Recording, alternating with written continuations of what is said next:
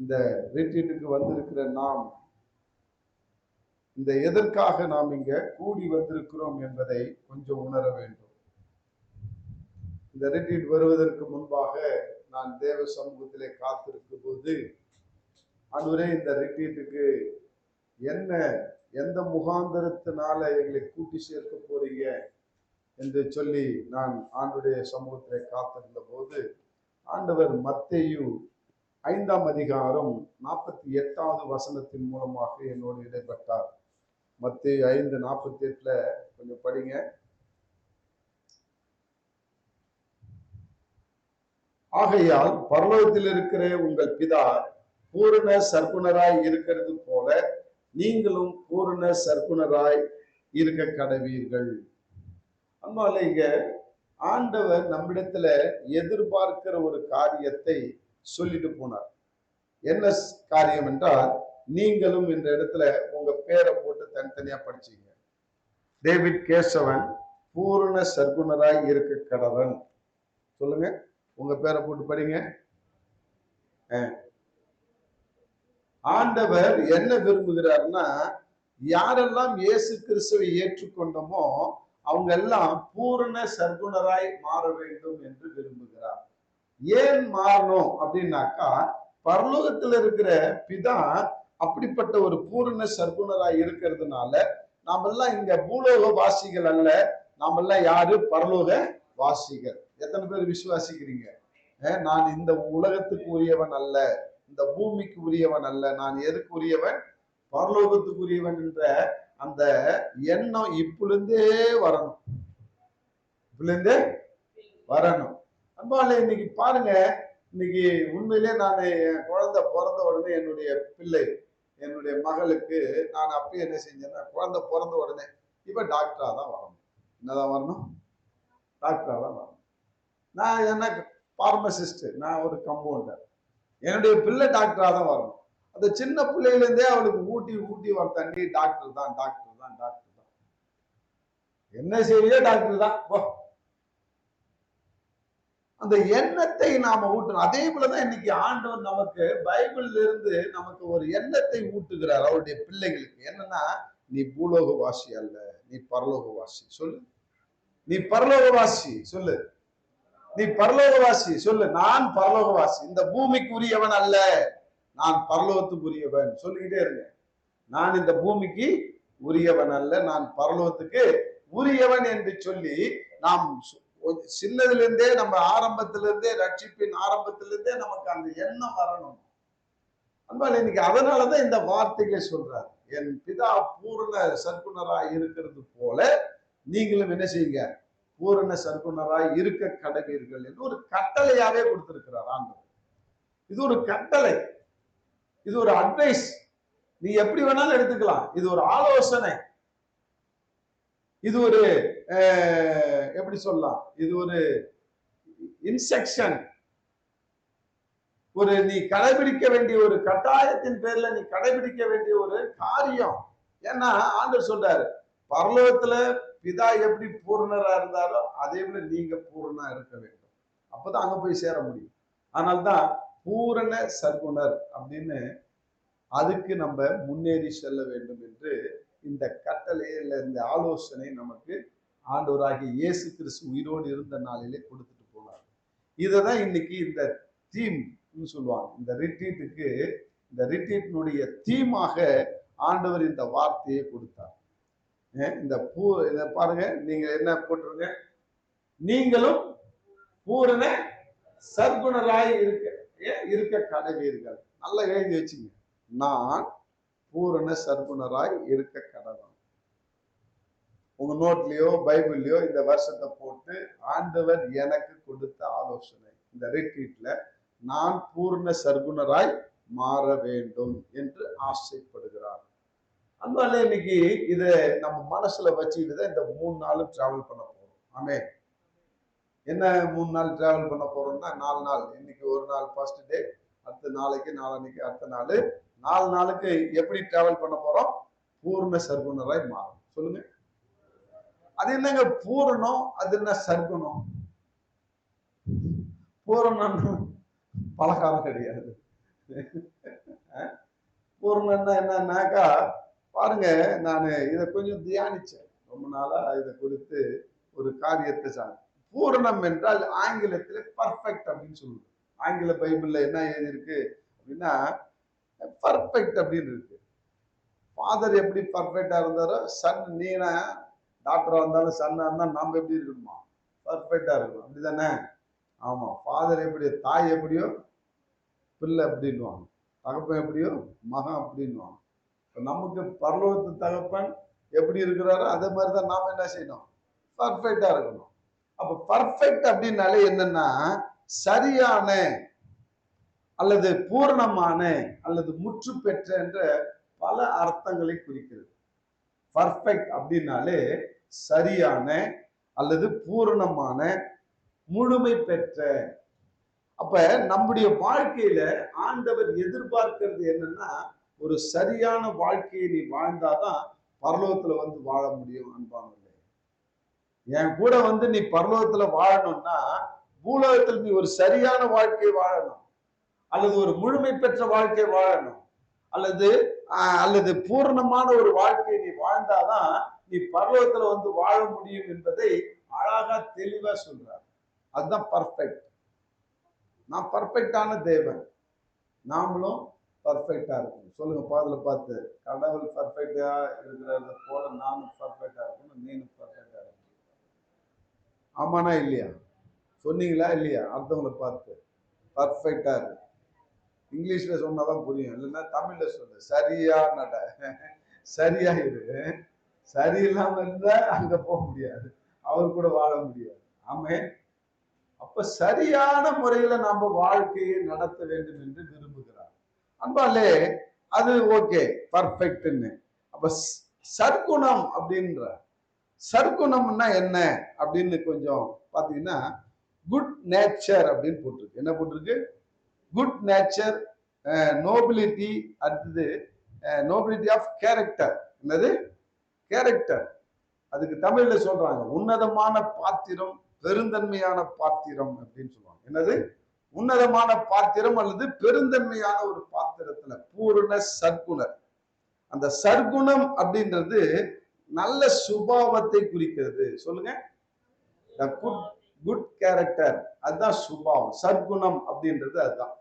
இன்னைக்கு ஆண்டவர் எல்லாவித சற்குணத்திலும் பூரணமாய் வாழ்ந்ததுனாலதான் அவர் பரலோகத்தினுடைய பிதாவினுடைய வலது பரிசுல போய் உட்கார முடிந்தது. ஆண்டவராகிய இயேசு கிறிஸ்து இந்த உலகத்துல மனிதனாய் வந்து நானும் பூரண சற்குணராய் வாழ முடியும் அப்படின்றத வாழ்ந்து காட்டின ஒரு மனுஷனாக, தேவனாக இருக்கிறார். மனுஷனாகவும் இருக்கிறாரு, தேவனாகவும் இருக்கிறார். அப்ப மனுஷனாக ஒன்னாலையும் பூரண அந்த சற்குணத்துல பூரணப்பட முடியும்ன்றத இயேசு ஆண்டவர் வாழ்க்கை தான் நமக்கு எக்ஸாம்பிளா இருக்கும். மனுஷன் வாழ்க்கை கிடையாது. யார் வாழ்க்கை தான் எக்ஸாம்பிளா இருக்கணும்? ஒரு மனுஷனுடைய வாழ்க்கை அறவரையா முடிஞ்சிருக்கலாம். ஆரம்பமா நல்லா அப்படியே படமும் ஆரம்பிப்பான், முடிவு ஒண்ணுமில்லாத போயிருக்கு. சில பேர் ஆரம்பத்துல கொஞ்சம் அறவரையா ஆரம்பிப்பான், முடிவு சம்பூர்ணமா இருக்கும். ஆனா மனுஷனை பார்க்காத நீ தேவனை பாரு. ஆண்டவராகிய இயேசு கிறிஸ்து எப்படி மனிதனாய் இருக்கும் பொழுது அவரு சகல நல்ல குணத்திலும் நிறைந்தவராய் அவரு பரிபூர்ணத்துல அவர் என்ன செஞ்சாரு? சென்றார் என்று பார்க்கிறோம். சரியாய் நடந்தார். சகல நல்ல குணத்துல சரியாய் நடந்த ஒரு மனிதன் அப்படின்னு பார்க்கலாம். அது இயேசுதான் நான் என் மனசுல தோன்றியது. அப்ப அவர் என்னென்ன குணங்கள்ல அவர் சரியா நடந்தாரு கொஞ்சம் ஆராய்ச்சி பண்ணணும். அதனால இதை சொல்றதுக்கு முன்னாடி இந்த நாளிலே நான் வந்து நேற்றுக்கும் இன்னைக்கும் நான் கனடா தேசத்துக்கு நான் வார்த்தை கொடுத்தேன். அந்த கனடா தேசத்துக்கு நான் வார்த்தை கொடுக்கும்போது யோவான் 17ஆம் அதிகாரம் 26வது வசனத்தை பாருங்களேன். யோவான் கனடா தேசத்துல 1 தெசலோனிக்கர் 4 கொடுத்தேன். கனடாவுக்கு வந்து அது நார்த் அமெரிக்காவுக்கு 17:20 கொடுத்தேன். யோவான் 17:20 அதை கொஞ்சம் பாருங்க. அது நம்மளுடைய ரிட்ரீட்டுக்கு பேசிக்கா நமக்கு அது ஒரு பக்க பலமான ஒரு வார்த்தையாக இருக்கிறது பார்க்கிறோம். பாருங்க 17:26 என்ன சொல்லு பாருங்க. யோவான் 17:26. நீர் என்னிடத்தில் வைத்த அன்பு அவளிடத்தில் இருக்கும்படி நானும் அவர்களில் இருக்கும்படி உம்முடைய நாமத்தை அவர்களுக்கு தெரியப்படுத்தினேன், இன்னமும் தெரியப்படுத்துவேன். இந்த பரிபூரணம் என்றால் அதனுடைய இன்னொரு பரிமாணம் என்னன்னாக்கா, இன்னும் சொல்லுங்க, இன்னும் சரியாக, இன்னும் சரியாக. நீ சரியா தான் இருக்கிற, இல்லைன்னு சொல்ல, ஆனா இன்னும் சரியாகணும். நீ பர்ஃபெக்டா தான் இருக்கிற, இன்னும் பர்ஃபெக்ட் ஆகணும். ஆண்டவர் அதான் எதிர்பார்க்கிறார். வெறும் பர்ஃபெக்ட மட்டும் எதிர்பார்க்கல, இன்னும் இன்னும் அதிகமாக, இன்னும் இன்னும் அதிகமாக. ஆண்டவர் அன்பான்ல இன்னைக்கு நம்ம அதுல அலட்சியம் பாராட்டுகிறோம். நாம ரட்சிக்கப்பட்டுட்டோம், அவ்வளவுதான், முடிஞ்சு போச்சு. நாம பாஸ் பண்ணிட்டோம், படிச்சுட்டோம், நம்ம வேலைக்கு போயிட்டோம், அவ்வளவுதான், முடிஞ்சு போச்சு. நம்ம கல்யாணம் பண்ணியாச்சு, 2 குழந்தை பெற்றாச்சு, அவ்வளவுதான், முடிஞ்சு போச்சு நம்ம வாழ்க்கை. அப்படி கிடையாது. இன்னும் பரிபூர்ணத்தை நோக்கி நீ போய்கிட்டே இருக்கணும். அந்த பயணம் எது வரைக்கும் நடக்கும்னா, உம்முடைய மரணம் வரைக்கும் நடக்கணும். ஆமே. அல்லது ஆண்டுடைய வருகை மட்டும் நடக்கணும். அப்ப இன்னும் இன்னும் அதிகமாக சொல்லு, இன்னும் இன்னும் அதிகமாக நம்ம சற்குணத்திலே அந்த எல்லாவித குணத்திலும் நல்ல குணத்திலும் நாம் பரிபூர்ணம் அடைய வேண்டும் என்றால் இன்னும் இன்னும் அதிகமாக வளர வேண்டும். ஆமே. அதனால்தான் இங்க சொல்றாரு, இன்னைக்கு பாருங்க, தெரியப்படுத்தினேன், இன்னமும் தெரியப்படுத்துகிறேன். சொல்லுங்க. எவ்வளவு ஏற்கனவே நீங்க கேட்டிருக்கிறீங்க, வார்த்தை எல்லாம் கேட்டிருக்கிறீங்க. உங்களுக்கு தெரியாத வார்த்தையே கிடையாது. நான் சண்டே கிளாஸ்ல இருந்து கேட்கறேங்க. நான் 2 தலைமுறை கிறிஸ்தவன், 3 தலைமுறை கிறிஸ்தவன். என்கிட்ட ஒருத்தர் வந்தார், 3 தலைமுறை கிறிஸ்தவன். எத்தனை தலைமுறை? ஆமா, எங்க தாத்தா, எங்க அப்பா, இப்ப நான் 3 தலைமுறை. அவருக்கு பிள்ளை எல்லாம் பிறந்தாச்சு. உன் பிள்ளைங்க எல்லாம் 4வது தலைமுறைன்னு அவர் சொன்ன ஸ்டேட்மெண்ட். அதுலயும் என்ன சொன்னார் தெரியுமா? எல்லா சபையை விட எங்க சபை தாங்க ஒஸ்தியான சபை, உயர்ந்த சபை. என்ன சபை? உயர்ந்த சபை. அவர் மாத்தட்டினார். சரிங்க, அந்த சபையில, அந்த ஆவிக்குரிய சபையில 3 தலைமுறையா நாங்க வளர்ந்தோங்க. ஓகே, வளர்ந்தீங்க. இப்ப என்ன நிலைமையில இருக்கிறீங்க? இப்ப எதுக்காக என்கிட்ட வந்தீங்க அப்படின்னு. 70 லட்சம் ரூபாய் கடன் பிரச்சனை, அதுக்காக தான் வந்தாங்க. எத்தனை லட்சம் ரூபாய்? 3 தலைமுறை சத்தியம், 3 தலைமுறையா போற சபை, ஆவிக்குரிய சபை. இவரை 70 லட்சம் ரூபாய் சபை சத்தியத்திலிருந்து விடுதலையை கொடுக்கவில்லை. விரோதத்தையும் கசப்பையும் கொடுத்தது. சபைக்கு போய் எவ்வளவு வருஷங்க ஆகுது? நான் 1 வருஷம் ஆகுதுங்க. ஏன்? அந்த பாஸ்டர் எனக்கு கடன் கொடுக்க மாட்டேன்ட்டாருங்க. இந்த பாஸ்டர் என்ன செய்யலாம்? கடன் கொடுத்து உதவலையா? அதனால நான் அந்த சபைக்கு போலீங்க. ஆவிக்குரிய சபை. ஒயிட் அண்ட் ஒயிட்னு போயிட்டு இருப்பாங்க, அப்படியே மீசை எடுத்துட்டு இருப்பாங்க. 1,20,000 பேர் நாங்க தாண்டா பரலோகத்துக்கு பட்டா போட்டுக்கிறோன்னு வாங்க. நான் அந்த சபையை நான் குறை சொல்லல. எந்த சபைக்குமே, எல்லா சபைக்கும் இயேசுநாதர் தான் தலைவராக இருக்கிறார். ஆமே. அவங்க அல்லட்டிக்கிற அல்லட்டல் தான் எனக்கு இப்ப நான் உங்க மத்தியில சொல்றேன். அவங்க அடிச்சுக்கிற தாம்பிகமும் அந்த பெருமையும் தான் சொல்றேன். அது சுய பெருமை, சுயநீதி. நான் தான் இந்த உலகத்திலே அருமையான சபை நடத்துறோம்னு சொல்லி அவங்களுக்குள்ளே ஒரு பெருமை, அதுவே அவங்களை வீணாக்கிட்டு இருக்குது. அது அவங்களுக்கு தெரியல. பாவம், விட்டுருங்க.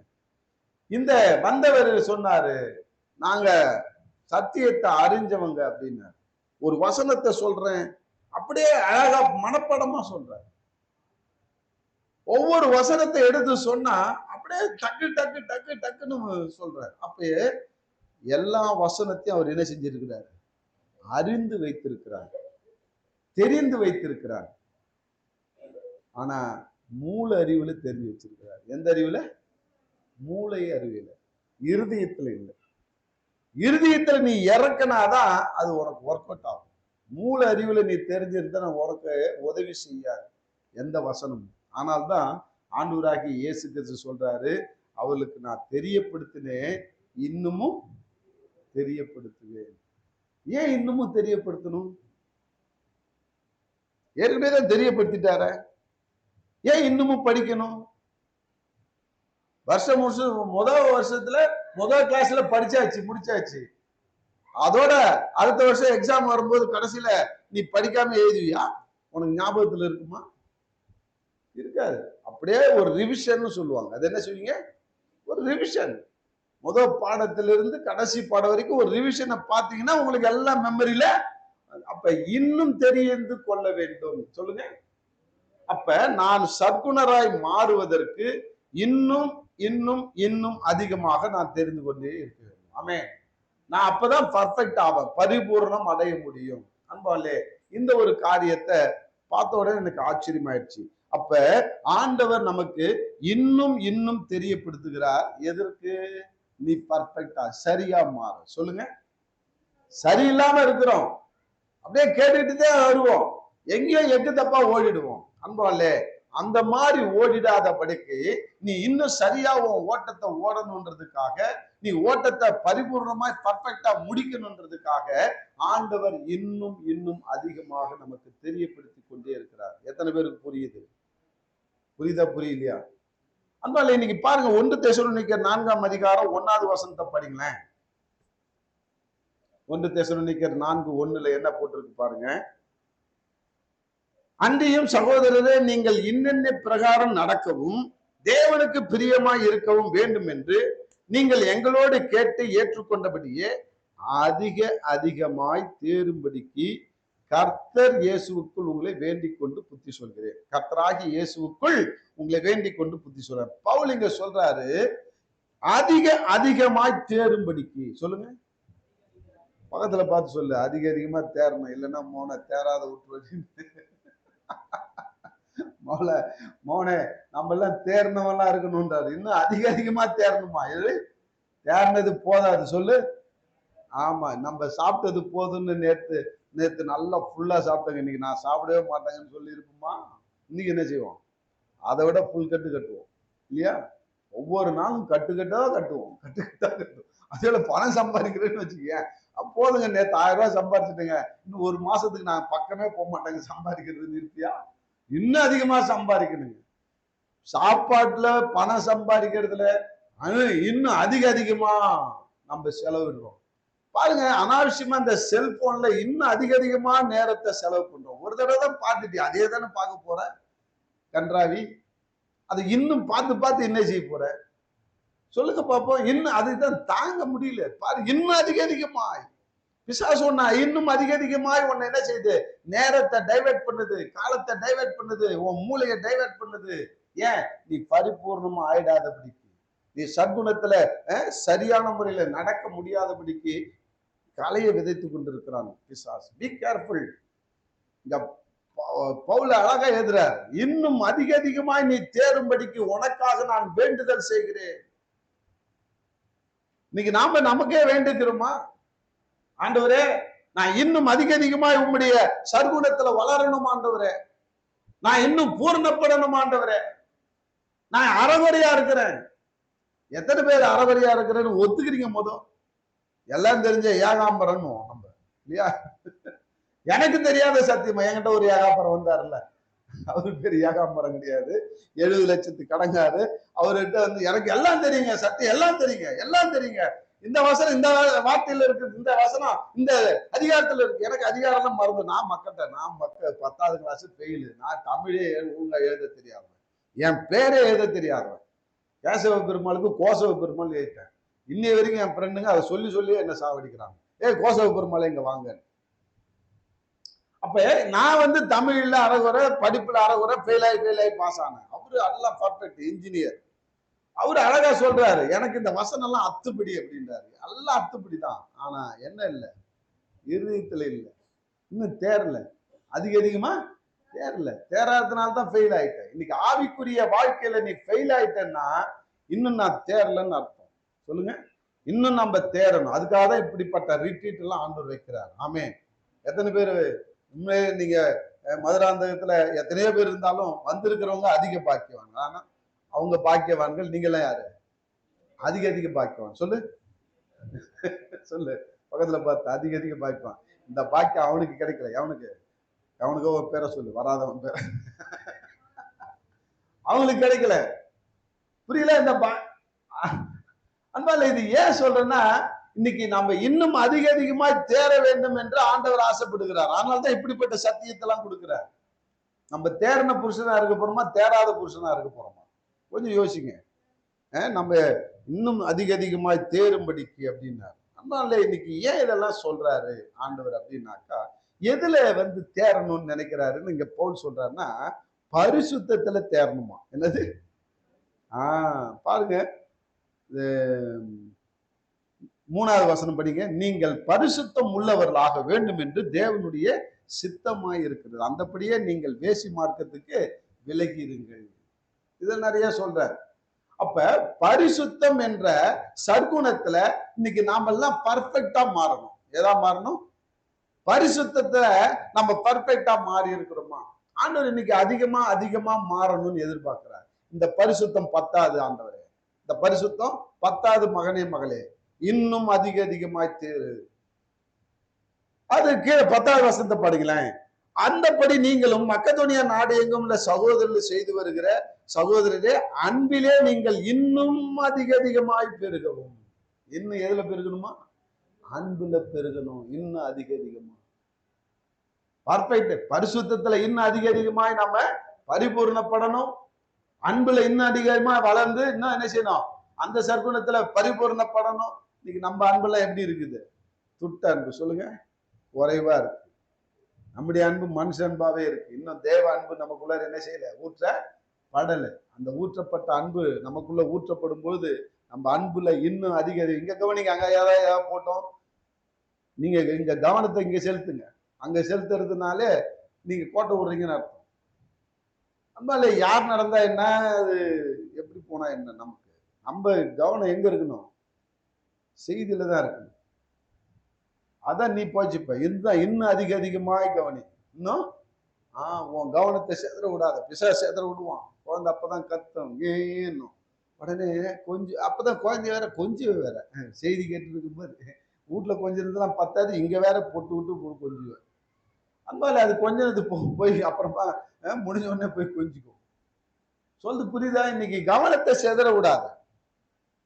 இன்னும் அதிக அதிகமாய் நான் கவனிக்க வேண்டும். ஏன்? நான் பர்ஃபெக்டால நான் குறைவுல இருக்கிறேன். பரிசுத்தத்துல நான் குறைவுபட்டு இருக்கிறேன். இன்னைக்கு அதனால தான் உன்னை உட்கார வச்சு, மகனே மகளே பர்ஃபெக்டா இரு, இன்னும் சரியாவு, இன்னும் பூரணப்படு, இன்னும் பரிசுத்தத்துல நீ வளரு, இன்னும் அதிக அதிகமாய் பரிசுத்தமாயிரு, அன்புல பரிசுத்தமாயிருன்னு இப்படி எல்லாம் சொல்லி தரது எதுக்காகன்னா, நீ எங்க பங்குள்ளவன்? பரலோகத்துக்கு பங்குள்ளவர்கள். அன்பாலே இன்னைக்கு நாம பாக்குறோம். ஆண்டவர் சொல்றாரு, வெளிப்படுத்தின விசேஷம் 22:11 என்ன சொல்றாரு பாருங்க. வெளிப்படுத்தின விசேஷம் 22:11 ஆண்டவர் சொல்றாரு பாரு, அந்த இன்னும் இன்னும் அதிக அதிகமாய் அப்படின்ற காரியத்துக்கெல்லாம் பரிபூர்ணத்துக்கு தான் இப்ப இது எல்லாத்தையுமே நான் நடத்திட்டு இருக்கிறேன். ஏன்னா இவ்வளோ வார்த்தைகள் இருக்குது. நாம எப்படியாக அலட்சியமா இருக்கிறோம் அப்படின்றத நம்ம கொஞ்சம் நம்மளை சீர்தூக்கி பார்க்கணும். 22:11 அநியாயம் செய்கிறவன் இன்னும் அநியாயம் செய்யட்டும், அசுத்தமாய் இருக்கிறவன் இன்னும் அசுத்தமாய் இருக்கட்டும், நீதி உள்ளவன் இன்னும் நீதி செய்யட்டும், பரிசுத்தம் உள்ளவன் இன்னும் பரிசுத்தம். இன்னும் அந்த இன்னும் மறக்காதீங்க, இன்னும் கட்டம் போடுங்க உங்க பைபிள். இன்னும் இன்னும் இன்னைக்கு நாம என்ன செய்யறோம் தெரியுமா? இன்னும் அசுத்தமா இருக்கிறோம். என்ன செய்யறோம்? இன்னும் அசுத்தமா, எவ்வளவுக்கு எவ்வளவு அசுத்தமா. இந்த செல்போன் வந்தாலும் வந்துச்சு கொல்லிக்கட்ட ஒவ்வொருடைய வாழ்க்கையும் குட்டிச்சவரா மாத்திட்டு இருக்கு. ஒவ்வொரு குடும்பத்தையும், நல்லா இருக்கிற குடும்பம்னா கோணலா கோணலா போயிட்டு, என்னது நல்லா இருக்கிற குடும்பம் கோணலா போயிட்டு. என்னடான்னா செல்போன். எங்கடா இருக்குன்னா ஜெயில இருக்கிறேன். ஏன்டான்னா என் பொண்டாட்டி செல்போன்ல ஒரு மெசேஜ் வந்தது, எவனுக்கு போய் சாட் பண்ணிட்டு இருந்தா நைட்டு அவளை பொண்ணே போட்டான். இவன் சொல்றா, என் கணவன் போனான், அவன் வேலைக்கு போயிட்டான், நானு எனக்கு ஹாய் அப்படின்னு ஒரு போன் வந்தது, அதாவது மிஸ்கால் வந்தது. யாருங்க மிஸ்கால்? நீங்க உங்க குரலே அழகா இருக்கு. அப்படியா? முடிஞ்சிடுச்சு கதை. அவ்வளவுதான். புருஷனை பார்த்தான், இடைஞ்சலா இருக்கிறான், அவனை போட்டு தள்ளிட்டு இப்ப இவனும் கள்ளக்காதலும் ஜெயில இருக்கிறாங்க. இப்ப எதனால வந்தது? இப்ப இதெல்லாம் இந்த செல்போன்ற குட்டிக்கு இந்த கொல்லிக்கட்டை இல்லைன்னா இந்த கதை வருமா? ஹாய் வருமா? போய் வருமா? இல்ல மிஸ்கால் வருமா? உன் வாழ்க்கை மிஸ் ஆகுமா? மிஸ் ஆகாது. நீ செல்போனை நீ மிஸ்யூஸ் பண்றதுனால தான் உன் வாழ்க்கை மிஸ் ஆகுது. ஆமே, எத்தனை பேர் ஒத்துக்கிறீங்க? என்கிட்ட ஒரு வாலிபன் வந்தா, ஆனா தூக்கமே வரல, என்ன மாத்திரை போட்டாலும் தூக்கம் வரல. ஹலோ, என்ன மாத்திரை போட்டாலும் தூக்கம் வரல அப்படின்னா பயமா இருக்குது. நைட்டு அர்த்தராத்திரியில 12 மணிக்கு தூக்கம் வராத டாக்டர்கிட்ட போய் காட்டுறாங்க. டாக்டர் பார்த்தாங்க, எல்லாம் நல்லா தான் இருக்குது. இவர் மனநோய் தான், இவர் மனநோய் டாக்டர்கிட்ட கொண்டு போங்க. இவர் மனசுல ரொம்ப பயந்து இருக்கிறாரு. இவர் மனசுல என்ன இருக்கிறாரு? ரொம்ப பயந்து இருக்கிறாரு. மனநோய் டாக்டர்கிட்ட கொண்டு போங்கன்னா. இன்னொரு டாக்டர்கிட்ட போய் பார்த்தாரு. இன்னும் 2 நாள் சேர்ந்து திரும்ப தூக்கம் வரல, திரும்ப பயம் வந்தது, ஷிவரிங் வந்தது, நடுக்கம் வருதுன்னு திரும்பி கொண்டு போனாங்க. அந்த டாக்டர் எல்லாத்தையும் எடுத்து பார்த்தாரு. இசிஜி எடுத்து பார்த்தாரு, எக்கோ எடுத்து பார்த்தாரு, டெஸ்ட் எல்லாம் எடுத்து பார்த்தாரு. எல்லாத்தையும் பார்த்துட்டு நார்மலா இருக்குது, பிபி எல்லாம் நார்மலா தான் இருக்குது. நீங்க கோயிலுக்கு போவீங்களா, சர்ச்சுக்கு போவீங்களா அப்படின்னா. சர்ச்சுக்கு போவோம் சார். ஒழுங்கா சர்ச்சுக்கு போங்க, எல்லாம் சரியாயிடும் போங்க அப்படின்னு. நான் உண்மையிலே அங்க வந்த உடனே அவர் தான்டா ஒரிஜினல் டாக்டர் அப்படின்னு. ஏன் உனக்கு போட்டு தரலாம காசு வாங்காம நீ சர்ச்சுக்கு போய் சரியாயிடுவேன்னு சொன்னார் பாரு, மாத்திரை கத்திரை எழுதி கொடுக்காம. அன்பால ஒழுங்கா சர்ச்சுக்கு வந்து சர்ச்சில் சொன்னதை ஒழுங்கா கேட்டு கீழ்ப்படிஞ்சா உன் வாழ்க்கை சரியாயிடும். உன் வாழ்க்கை மிஸ் ஆகாது. இந்த மிஸ்கால் பார்த்து பார்த்து இல்ல இந்த செல்போன்ல மிஸ்யூஸ் பண்ண உன் வாழ்க்கை என்ன ஆகுது? மிஸ் ஆயிட்டு இருக்கு. உண்மையிலே அப்புறம் உட்காந்து அவர் டீல் பண்ண உட்காந்து ஒரு 4 மணி நேரம் 5 மணி நேரம் டீல் பண்ணி அது கடைசியில கண்டுபிடிச்சிட்டேன் எதனால இவருக்கு. நானும் பெரிய கடன் பிரச்சனை இல்லை, அவருக்கு 9 லட்சம் ரூபாய் கடன் பிரச்சனை. கடன் பிரச்சனைனால இப்படி மண்டை குழம்பு போச்சு அவருக்கு நினைச்சேன் ஃபர்ஸ்ட். அடுத்தது நான் பிசாசெல்லாம் பார்த்தேன், பிசாசு போட்டு தள்ளிச்சோ அப்படின்னு பார்த்தேன். கடைசியில பார்த்தா செல்போன் போட்டு தள்ளி இருக்குது. எது போட்டு தள்ளி இருக்குது? செல்போன் போட்டு தள்ளி இருக்குது. செல்போனை மிஸ்யூஸ் பண்றாரு, பிசாசு உள்ள போட்டான். ஆமென். எப்ப கேப் கிடைக்குன்னு பார்ப்பான், அடிச்சு தவிர்த்தான். அப்பதான் சொன்னேன், தோ பாரு இந்த கொல்லிக்கட்டி 7 மணி ஆச்சுன்னா தூக்கி எட்டக்க வச்சிரு. 7 மணி ஆச்சுன்னா எட்டக்க வச்சிரு. இந்த பைபிளை ஒழுங்கா படி, தூக்கம் தானா வரும் அப்படின்னு. ஏன்னா பைபிள் படிச்சா பிசாசு பிடிக்காது. நேற்று சொல்றாரு எனக்கு, அண்ணா நல்லா தூக்கம் வந்ததுண்ணே, இந்த மாத்திரை போட்டா கூட தூக்கம் வரலண்ணே எனக்கு அப்படின்னாரு. ஏன்னா பைபிளை படிச்சுட்டாரு. எதை படிச்சுட்டாரு? பைபிளை படிச்ச உடனே உனக்கு நல்ல தூக்கத்தை கொண்டு வருவான், கனநித்திரின் ஆவி கொண்டு வருவான்ப்பா அப்படின்னா. இன்னைக்கு அநேகருக்கு செய்தி கேட்கக்குள்ளதான், பைபிள் படிக்குள்ளதான் தரு புருன்னுவான். ஏன்னா அது வந்து தேன் வந்து பாயிண்ட் அவங்களுக்கு தூக்கத்தை இந்த தாலாட்டு ஆட்டுற மாதிரி ஆறாரோ ஆறீராரோன்றது சில பேருக்கு மெசேஜ் எல்லாம் ஆறாறு ஆறீரோ பாடுற மாதிரி வரும். அப்படியே சுக்கும் தள்ளும் தள்ளும். ஐயோ ஐயோ கண்ட்ரோலே பண்ண முடியாது. ஏன்னா தாலாட்டு. Be careful. இன்னும் அதனால்தான் இங்க ஆண்டவர் சொல்றாரு, இன்னும் அதிக அதிகமாக, இன்னும் அதிக அதிகமாய் அசுத்தமானவன் இன்னும் அசுத்தமாகட்டும், அவன் போட்டு போய் விட்டுரு. அவனை அசுத்தமான என்ன, அவனை திருத்தவே முடியாது. அவன் மென்டல் ஆகிற வரைக்கும் அசுத்தமா தான் இருப்பான். நீங்க எத்தனை பேர் செல்போனை தேய்ச்சிட்டு நைட்டெல்லாம் தேய்க்கிறான். ஒரு குழந்தை என்னுடைய வீடியோ கிளிப்ல நான் பார்த்தேன், அதை நான் என் பேஸ்புக்ல போட்டு வச்சுக்கிறேன். அது பட்டு தூங்கின்னு இருக்குது, இப்படி இப்படி பண்ணின்னு இருக்குது. ஒருத்தனை கட்டி வச்சுக்கிறாங்க மரத்துல சங்கிலி போட்டு. அவரு சுல்லா சுல்லா சுல்லா சுல்லா சுல்லா கேம்ல அடிட்டு பார்த்தா எவ்வளவு வேதனையா இருப்பா பாருங்க. இந்த நம்முடைய வாழ்க்கையினுடைய முழுமை பெறாதபடிக்கு, பூர்ண சர்க்குணத்தில் வளராதபடிக்கு பிசாசு நிறைய கலைகளை எடுக்கிறான்.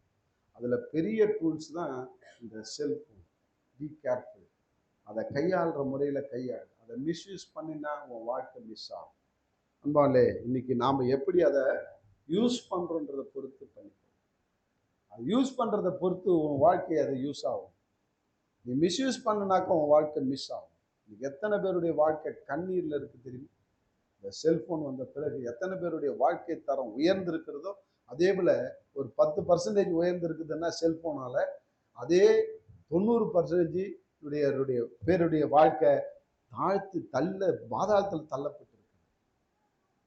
இந்த செல்போனை வச்சு 10 பேர்லாம் முன்னிக்கு வந்துருக்காங்க. எனக்கு தெரிஞ்சு நிறைய பேர் பண்ணிருக்கிறேன். 10 பேர்னாக்கா 100ல 10 பேர். ஒரு ரயில்வே ஸ்டேஷன்ல மூட்டை தூக்குறாங்க, போர்ட்டர் வேலை பண்றாங்க. இந்த செல்போன்ல படிச்சு படிச்சு படிச்சு படிச்சு செம்ம அறிவாளி ஆகி இன்னைக்கு சப் கலெக்டரா உட்கார்ந்துக்கிறான். அவன் சொல்றான், நான் ரயில்வே ஸ்டேஷன்ல ஒர்க் பண்றதுனால எனக்கு வைஃபை ஈஸியா கிடைக்குது, அதனால செல்போன்லயே படிச்சு இன்னைக்கு கலெக்டர் ரேஞ்சுக்கு வந்துக்கிறேன். அவன் பயன்படுத்துற விதமும் நீ பயன்படுத்துற விதமும் எப்படி இருக்கு கொஞ்சம் யோசிங்க. ஆக்கப்பூர்வமா பயன்படுத்துறியா, அழிவுக்கு பயன்படுத்துறியா? அன்பு சகோதரனே சகோதரியே, கொஞ்சம் யோசி. நீ இன்னும் அதிகமா கெட்டு போறது யூஸ் பண்றியா, இன்னும் அதிகமா நான் பூரணப்படணுன்றதுக்கு யூஸ் பண்றியா?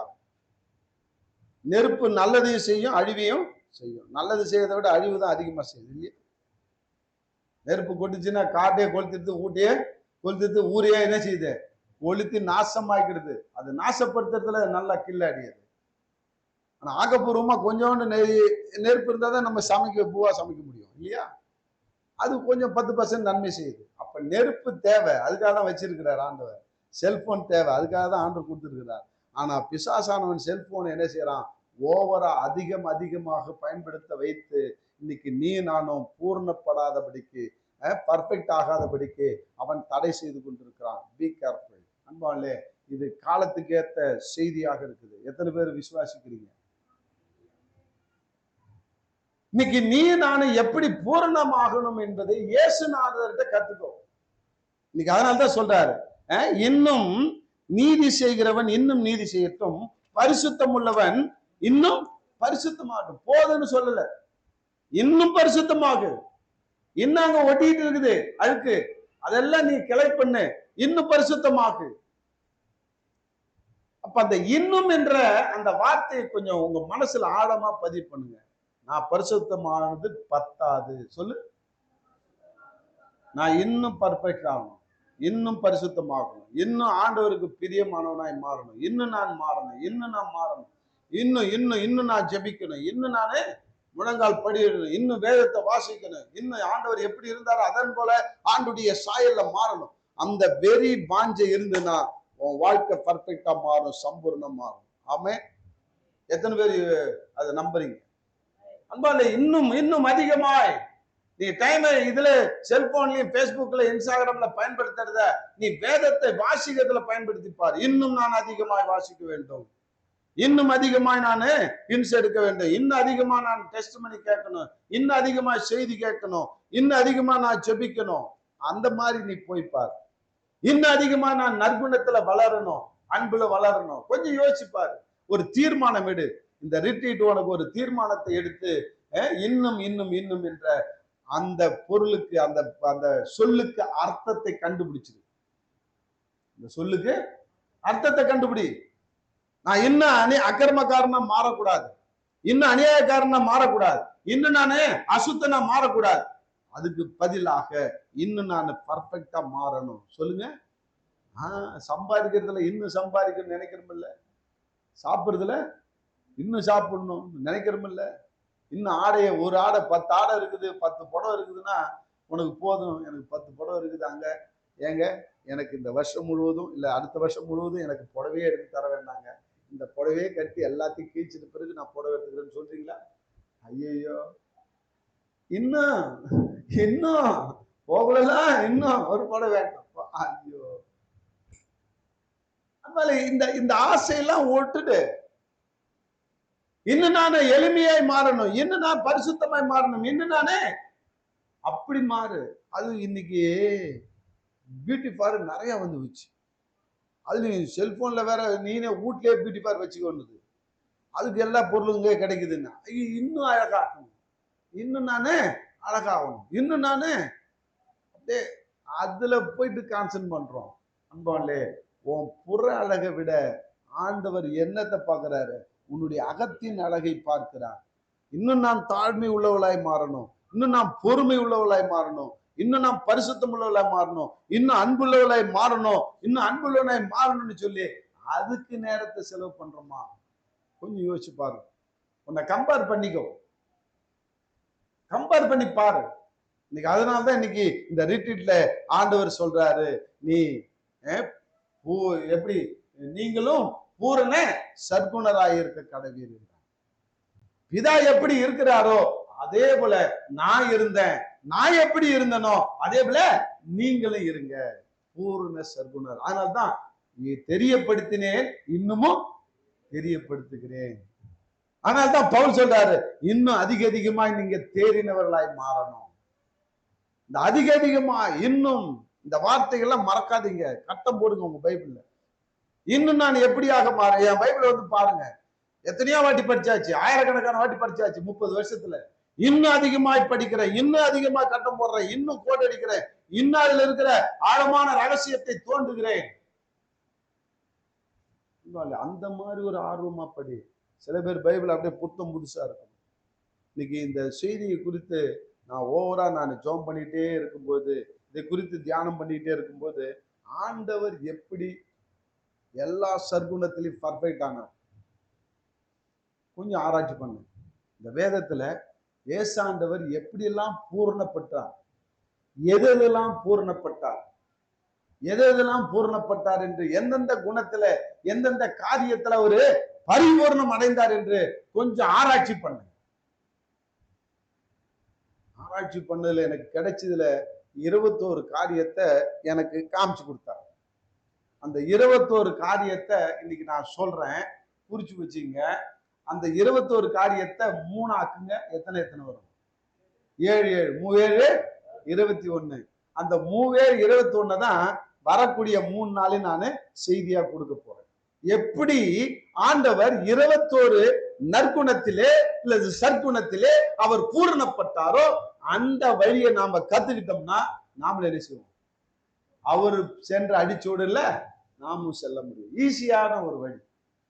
அவர் எப்படி பூரணப்பட்டாரோ, அவர் எந்தெந்த குணங்களை பூரணப்பட்டாரோ, எதெல்லாம் அவர் பூரணப்பட்டாரோ அதன்படி நானும் பூரணப்பட போகிறேன். சொல்லுவோமா? ஆண்டவராகிய இயேசு கிறிஸ்து எப்படிலாம் இந்த உலகத்துல வாழும் பொழுது எதெல்லாம் அவரு பூரணப்பட்டு அவரு தன்னுடைய குணத்தை மாற்றிக்கொண்டாரோ அந்த மாதிரி நானும் மாற்றிக்கொண்டு அவர் நடந்த அடிச்சுவடலை நானும் பின்பற்றுவேன் என்று சொல்லி நம்ம ஒப்பு கொடுப்போம். அன்பாலே இந்த 21 காரியத்தை நான் சொல்றேன், கடகடன்னு குறிச்சிங்க. அதை 3 நாளா வெளாவரி அலசி என்ன செய்வோம்? அலசி அலசி ஆராயணும். ஆமா, இன்னைக்கு ஆராய்ந்து பார்க்கறது தான் வந்துடுறாரு. எதை? வேதத்தை ஆராய்ந்து பார்த்து நானும் நீங்களும் பூரண சற்குணராய் மாற வேண்டும். ஆமென். வேதத்துல ஏசாண்டவர் எப்படிலாம் நடந்தாரோ எல்லாம் கற்றுக்கொண்டு நாமும் பூரண சற்குணராய் மாறுவதற்கு ஆண்டவர் நமக்கு உதவி செய்வாராக. அவர் எப்படி எல்லாம் பூரண சற்குணராய் மாறினார்னு முதல் 7 காரியத்தை உங்களுக்கு சொல்றேன். நீதியை நிறைவேற்ற அவரு பூரண சற்குணராய் பர்ஃபெக்டா மாறினார். நீதியை நிறைவேற்ற அவரு பூர்ணராய் மாறினார். மத்தேயு 3:15. வசனத்தை அறிவதில் அதிலே வாழ்வதிலும் அவர் பூரணப்பட்டிருந்தார். வசனத்தை அறிவதிலும் வாழ்வதிலும் பூரணப்பட்டிருந்தார். மத்தேயு 4:7, மத்தேயு 7:24. அடுத்தது இரக்கத்தில் அவர் பூரணப்பட்டிருந்தார். மத்தேயு 12:7, லூக்கா 6:36. ஜெபிப்பதில் அவர் பூரணப்பட்டிருந்தார். மத்தேயு 14:23, மத்தேயு 26:41, மார்க் 1:35. அடுத்தது தகப்பனையும் தாயும் கனம் பண்ணுவதிலே பூரணப்பட்டிருந்தார். மத்தேயு 15:4. அடுத்தது மன்னிப்பதில் அவர் பூரணப்பட்டிருந்தார். மத்தேயு 18:35, லூக்கா 23:34, மத்தேயு 9:6. விசுவாசத்தில் பூரணப்பட்டிருந்தார். மத்தேயு 23:23. இந்த 7 காரியத்தை குறித்து நாளைக்கு நம்ம பார்க்க போறோம். இந்த 7 காரியத்தை குறித்து என்னைக்கு பார்க்க போறோம்? நாளைக்கு பார்க்க போறோம். அடுத்த 7 காரியம் சித்தத்தை, பிதாவினுடைய சித்தத்தை செய்வதில் பூரணப்பட்டிருந்தார். மத்தேயு 26:39, யோவான் 4:34, யோவான் 6:38. அடுத்தது கொடுப்பதில் பூரணப்பட்டிருந்தார். லூக்கா 6:38, மத்தேயு 19:21. அடுத்தது அன்பு செலுத்துவதில் பூரணப்பட்டிருந்தார். யோவான் 13:34. அடுத்தது பரிசுத்தத்திலே அவர் பூரணப்பட்டிருந்தார். 1 பேதுரு 1:15-16, மத்தேயு 19:12. பொறுமையில் அவர் பூரணப்பட்டிருந்தார். லூக்கா 21:19. சாந்தத்தில் அவர் பூரணப்பட்டிருந்தார். மத்தேயு 11:29. தாழ்மையில் பூரணப்பட்டிருந்தார். மத்தேயு 11:29. அன்பாலே, இது 2வது நாள் 7. 3வது நாள் 7. நன்மை செய்வதில் பூரணப்பட்டிருந்தார். மத்தேயு 5:44. ஆசீர்வதிப்பதில் பூரணப்பட்டிருந்தார். மத்தேயு 5:44. இச்சை அடக்கத்தில் பூரணப்பட்டிருந்தார். மத்தேயு 5:28. கீழ்ப்படிதலில் பூரணப்பட்டிருந்தார். பிலிப்பு 2:8. ஸ்தோத்திரம் செய்வதில் பூரணப்பட்டிருந்தார் 11:44. சகிப்பு தன்மையில் பூரணப்பட்டிருந்தார் சங்கீதம் 69:7. மனதுருக்கத்தில் பூரணப்பட்டிருந்தார் லூக்கா 7:13. இதெல்லாம் 21 சம்பவத்துல அவரு நல்ல குணத்துல அவர் பூரணமாய் வாழ்ந்திருக்கிறார். வாழ்ந்து அவர் சம்பூர்ணமாய் அவர் என்ன செஞ்சாரா, பூரணமாய் முற்று பெற்ற பர்ஃபெக்டா இருந்தார். அதனாலதான் இன்னைக்கு ஆண்டவருடைய வலது பரித்துல போய் உட்கார்ந்தார். இன்னைக்கு நீ நானும் அவருடைய வலது பரித்துல போய் உட்காரணும்னு ஆசை இருக்கிறதா இல்லையா? இன்னைக்கு இந்த 21 காரியத்தை நம்ம கற்றுக்கொண்டு எப்படி நம்ம அதுல பூரணம் ஆகணும்ன்றத கொஞ்சம் நம்மள கம்பேர் பண்ணி எதுல நம்ம குறை உள்ளவர்களா இருக்கிறோம், எதுல நம்ம நிறைவாய் மாற வேண்டும் என்பதை இந்த 21 காரியத்தையும் 3 நாள் அலசி ஆராய்ந்து இன்னைக்கு நம்ம அதுக்கு நம்முடைய வாழ்க்கையை ஒப்பு கொடுத்தோம்னா இங்கிருந்து நீ போறதுக்குள்ளார நீ எப்படி போவ? பர்ஃபெக்டா போவ. ஆமென். எத்தனை பேருக்கு அதுல நம்பிக்கை வந்துருக்குது? இப்ப ஏசாண்டவர் நடந்ததை போல நானும் பர்ஃபெக்டா நடக்க எனக்கு அவருடைய வாழ்க்கையினுடைய ரகசியத்தை கற்றுக் கொடுக்க போகிறார். இந்த 3 நாள் நான் அதை கற்றுக்கொள்ள போகிறேன். அதன்படி நான் வாழ என்னை ஒப்பு கொடுக்க போறேன். அப்ப நானும் பர்ஃபெக்டான மனுஷனா மாறணும். ஆமென். சரியான மனிதனாய் மனுஷியாய் நீ நானும் மாறணுன்றதான் இன்னும் அதிகமாய் நமக்கு சொல்லி தருகிறார். இன்னும் அதிகமாய் நமக்கு தெரியப்படுத்துகிறார். இன்னும் அதிகமாய் நாம வளரணும் என்று ஆசைப்படுகிறார். அன்பாலே இன்றைக்கு நம்ம ஒப்பு கொடுப்போம். ஆண்டவரே வளர்ந்தது குறைவாக வளர்ந்திருக்கிறேன். இன்னும் அதிகமாய் உங்களுடைய ஆண்டவரே சத்தியத்துல வளரணும். இன்னும் அதிகமாய் நான் சம்பூர்ணப்படணும். ஆண்டவரே பிதா எப்படி ஆண்டவரே சர்க்குணராய் பூரண சர்க்குணராய் இருந்தாரோ அதே போல நானும் பூரண சர்க்குணராய் மாற எனக்கு இன்னும் அதிகமாய் கற்றுக் கொடுக்குறீங்கப்பா. இந்த ரிட்ரீட்ல இந்த 3 நாள் வரக்கூடிய 3 நாளும் இன்னும் அதிகமாய் நான் தேறுவதற்கு, இன்னும் அதிகமாய் நான் பர்ஃபெக்ட் ஆவதற்கு என்னை ஒப்பு கொடுக்கிறேன். நீர் எப்படி மாறினீரோ, எப்படி நடந்தீரோ அதெல்லாம் நாங்கள் அறிந்து கொண்டு புரிந்து கொண்டு நானும் எங்கள் வாழ்க்கையில் அப்படியாக கடைபிடித்து ஆண்டவரே பிதாவை போல உம்மை போல நாங்களும் பூர்ண சர்க்குணராய் மாற இன்றைக்கு எங்களை ஒப்பு கொடுக்கிறோம். இந்த ரிட்ரீட் எங்களை பிரயோஜனமாக்கும்.